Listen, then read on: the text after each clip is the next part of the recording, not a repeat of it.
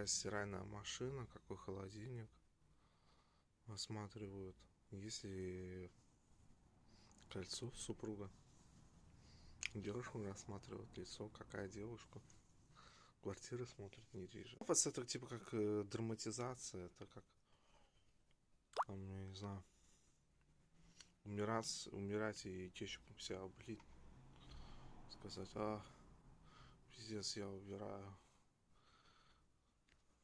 Прям, такие пафосные люди. Я не знаю, я помню, что еще работали люди такие, ну, типа, на дороге, типа, тем дорожниками. Ну, не дорожниками, а этими, как он, ну, ремонтировали дороги. Ну, там, может, им что-то можно сказать. У них же плохая зарплата. 500-700 евро.